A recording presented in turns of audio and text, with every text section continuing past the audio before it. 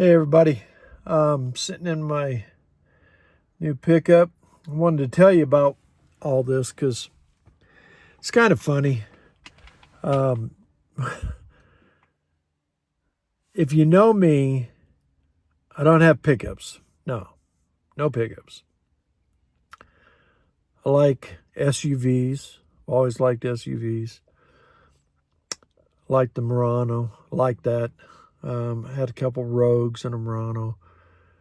Um, but when Stella and I first got married, we she had made the comment, hey, maybe we need a truck. I said, hey, look, you're talking to me, and I don't do trucks. So, um, doing what I do and having some hobbies, I got that Blackstone griddle. I never really was much into cooking out, outdoor cooking or cooking on a grill or griddle or whatever. That just wasn't me. But I got that Blackstone griddle, and all of a sudden, I really like cooking on that griddle. And then I got some ideas about some cast iron. And so I'm starting to restore cast iron. I look, sometimes I go, who am I? And that's a story in itself. So that's another story. But then I need some storage in the backyard. And I happened to see a shed, I don't know, on Facebook, I think it was, and made out of pallets. And I thought, that looks pretty good. I mean, I could do that. I could make that. And, but to do all that, to get the pallets and there's some other things I want to do, some yard furniture and maybe an outdoor kitchen, and we want to extend the porch. And anyway, I could do all that with pallets. Well, so here we go. We got that going on. And I had rented a U-Haul to get some pallets. And I just thought, this is too much trouble. I mean, it's like, it's costly, and I'm getting free pallets, but they're not free because I'm having to buy the U-Haul or rent the U-Haul. So anyway, long story longer. I looked at Stella and I said, I think maybe we need a truck. Bless her darn heart. She's my babe. Anyway, she just kind of went, what? Truck? So we went out looking. Now, here's the thing. I was looking at a real low price. I didn't care what it looked like. I didn't care if it was a rust bucket. I didn't care as long as it had haul pallets. I didn't care. Well, I made that comment to somebody. I said, I don't really care what it looks like. And she said, well, I do. Okay. So price just went up a little bit. And so then what we did, I looked at one and it looked good. It was low cost and wasn't bad. Something I could live with. It was a little loud. It had one of those glass packs on it, but it was okay. And but the engine light came on. And I liked the guy that had it on his lot, and he's a Christian. We had really good fellowship. I mean, I just really liked him. I thought, man, I'd like to just come over and hang out with this guy. I mean, he was just a nice guy. I liked him. And I thought, well, maybe I'll go over there and help him, and just do something for him. I just liked the guy. We liked the truck. But that engine light came on, and when they took it in to look at it, the guy said, well, there was a wire loose underneath. And he plugged that back in, engine light went off. Oh, okay. Well, then that would be fine. So he said, I want you to feel comfortable with it. Take it, drive it for a day. You know, we had some stuff to do in Lubbock. And so we drove it, put some fuel in it, and that engine light came back on. And I was just very uneasy about it, you know, and we took it to AutoZone and to O'Reilly's and had them put it on their computer and kept pointing to a transmission issue or a fuel issue. I just didn't. We kept making excuses. I took it to a transmission shop. I said, "Here's the papers. Here's what's wrong with it. What do you think it is?" And the guy says, "Well, we got one right over there with the same issues. It's gonna be about $1,600."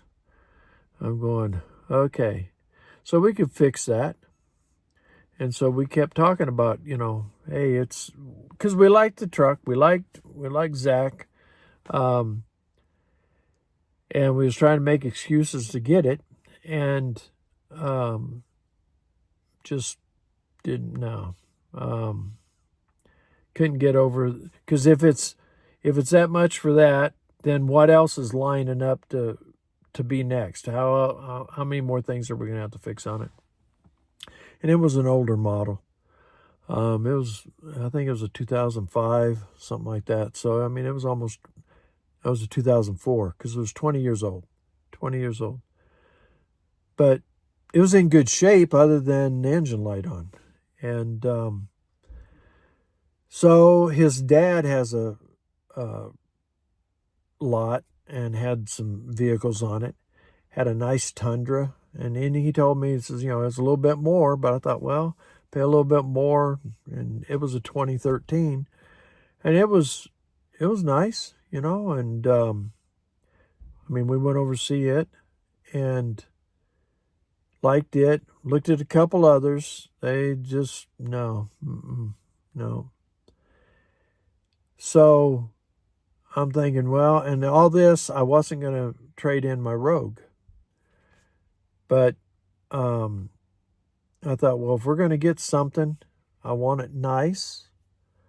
I want it to ride smooth, ride like a car, something that if we're going to drive to Dallas and see our brothers and anything else that we want to take a long trip, you know, I want some comfort. I don't want to be bouncing all over.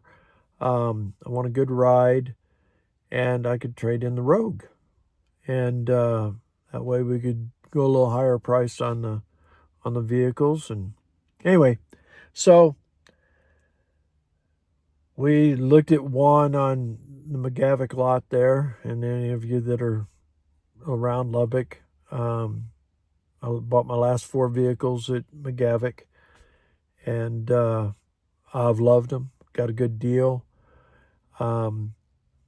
And so we went and looked, and he had one on the lot, but it had cloth seats, and with Asia and Jarrett, you know, they're 14 and 15, and them riding in the back. Just thought, you know, it's easier to clean messes up and with leather. And so wasn't too, I mean, we liked it. It was a nice vehicle. I mean, there's just some things that we didn't like. And we looked at a couple other places and got some prices, and we went back to McGavick, as I figured we would. And I asked him, I said, I want to know what the price on this one is. And it was higher than I wanted to pay. I mean, I started out on next to nothing, and then this thing. But it had everything that I wanted on it. We drove it, and it was like we both just thought, wow, this checks all the boxes. And so we worked out a price, and I mean, it was very, very fair. I mean, the numbers he gave me were very fair. Was it where I wanted to be? No. And, you know, they worked and they adjusted and we came up with different ideas and tried different figures. And,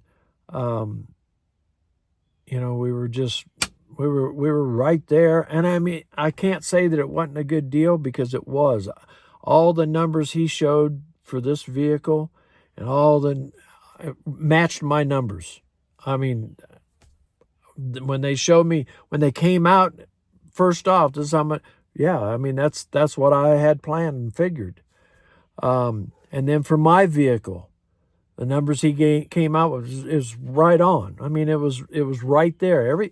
So everything was, I felt everything was fair. It just wasn't quite there yet. There's something that just wasn't. And so I threw out a last figure. I said, if you do give me a little bit more on my vehicle, a little bit less on the one you're asking, I said, I'll do it. And he wanted me to sign that thing. And, you just got to understand making deals. And it's like, you're going to take it if we do this. He had done that before on the other one. And no, I'm not going to, because I don't know yet. But this one, I said, if you're going to do that right there, it's a fair deal. I came back, and as car dealers do, they wanted to split that. And he did give me more for my vehicle, a little bit more than the numbers that I'd seen on my vehicle. My vehicle, he gave me a little bit more on it. So, I mean, it was, to me, it was an exceptional deal. And we still walked away from it. And then went home. And on the way home, I got an idea. I called Orlando up again. And I said, hey, what about this? Could we do this? And he said, I believe we can. And so we worked out those numbers. And anyway, went in the next morning, which was yesterday morning, and bought this baby. And I'm just telling you all this. I know it's gone a few minutes, but, I didn't want a truck. I really didn't. But I love this truck. I really do. It's what we needed. It's something that we needed. And I just believe the Lord was in it. The Lord gave me peace about it. There was just some others that I just didn't have that peace. And I was like with Zach, in that engine light. And I told him I love it. And we love this truck. And we did. And the price was right. I mean, everything was good. I mean, that's what we wanted. But that engine light, and in Colossians it talks about, let peace be your umpire. And I just didn't have that umpire. And so, I mean, that peace for the umpire to be saying you're safe. I just didn't have that peace. So, but this deal, the Lord gave me the peace over it. Said, yeah, that's it. So those of you that are local, McGavick Nissan, I mean, I've shopped some other. I'm not saying that I didn't shop any others. There was one vehicle I bought. I didn't shop anywhere else. I just went to McGavick and worked out a deal and bought it. But all the others and other times, I've gone to other dealers to shop. The prices and the games that are played, and it's a headache. But I'm just telling you, went to McGavick. The numbers they gave me, I'm telling you, were spot on. And I told Orlando, I said, Orlando, I can't tell you that this isn't a fair deal. It is. It's a fair deal. From all the numbers I see, this is a fair deal. But I just still couldn't do it. And then together, I mean, that's the thing about Orlando. He'll work with you. He'll tell you straight up, I can't do that. And, love the guy.